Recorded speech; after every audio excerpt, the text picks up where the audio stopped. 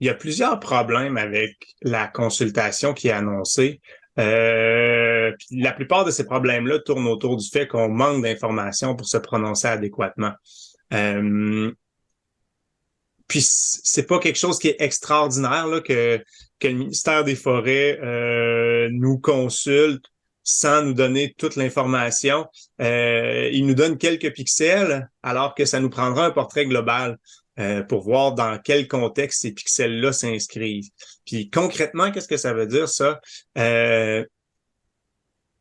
Ben, d'abord, on dit qu'on veut fermer des chemins forestiers. C'est près du parc de la Gaspésie, c'est dans la réserve faunique de Matane, euh, pour empêcher les prédateurs de se rendre dans l'habitat du caribou.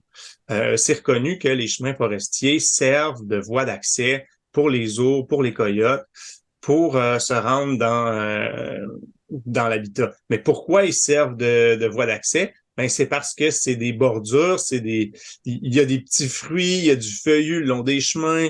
Mais est-ce que ces chemins-là se situent dans des terrains qui ont été coupés, rasés, puis qui sont encore au début de leur régénération? Si c'est le cas, si on est encore dans repousse de feuillus tout plein, ben c'est pas nécessairement dit que les prédateurs vont passer par les chemins. Un coup que les chemins sont fermés, ils vont pouvoir passer par la zone qui a été déboisée à côté puis qui est fournie en feuillus. L'ours il aime bien les feuillus à cause des petits fruits, le coyote, il y a des lièvres qui se tiennent là-dedans.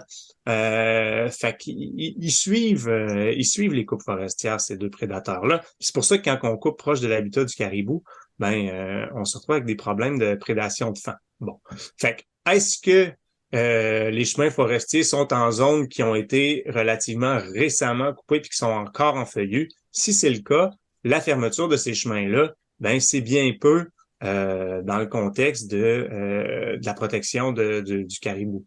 Le deuxième élément, c'est qu'il y a une politique, il y aurait une politique à l'interne du ministère des Forêts, une politique net zéro chemin forestier. C'est-à-dire que pour chaque nouveau kilomètre de chemin qu'on ouvre dans l'aire de répartition du caribou, il faut en fermer un autre avant.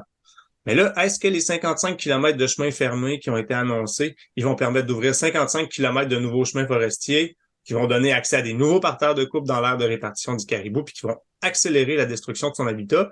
Si c'est ça, ben c'est pas une bonne nouvelle la fermeture de ces chemins-là, mais c'est une mauvaise nouvelle pour la protection de l'habitat du caribou. Puis donc, on doit avoir une réponse sur cette question-là, si ça s'imbrique dans une politique net zéro chemin, avant de pouvoir se prononcer sur le bien fondé ou pas de cette mesure-là. Puis l'autre chose qui nous embête un peu, c'est les consultations du milieu avant la fermeture des chemins. Euh, des fois, on nuit beaucoup plus à des intérêts particuliers qu'à l'industrie en fermant des chemins. Puis ça s'en vient de plus en plus problématique parce que il y a des gens qui s'en viennent impatients, qui pensent que quand il y aura plus de caribous, ben ils vont pouvoir faire ce qu'ils veulent dans le parc de la Gaspésie. Des randonneurs, des skieurs, par exemple, qui se sont fait chasser du parc pendant qu'on rasait, par exemple, le top de Blanche-la-Montagne. Mais ça, c'est quelque chose qui doit cesser du côté du ministère. On a une politique à deux vitesses où les infrastructures qui sont en place, qui peuvent servir aux villégiateurs, sont fermées. Puis pendant ce temps-là, on laisse carte blanche à l'industrie forestière pour continuer à couper dans l'aire de répartition. Il faut cesser cette politique-là à deux poids, deux mesures, puis inscrire les mesures de protection du caribou dans une politique cohérente. Puis nous, c'est beaucoup ça qu'on demande dans le cadre de cette consultation-là, là, que ce soit pas des mesures à la pièce dépourvues de cohérence. Puis en plus, dans le cas de ces 55 kilomètres de chemin-là, ben il y aurait un camp de trappe. Donc, il y a potentiellement l'accès à d'un trappeur qui va chercher du coyote, qui aide à protéger le caribou, qui serait coupé. Fait qu'on serait dans une mesure paradoxale là, si on barre ce trappeur-là de son territoire de trappe. D'accord. Mais dans un monde idéal, ben, la solution idéale pour vous, ça serait quoi? Ben, il y a plusieurs mesures à mettre en place pour réussir à sauver le caribou.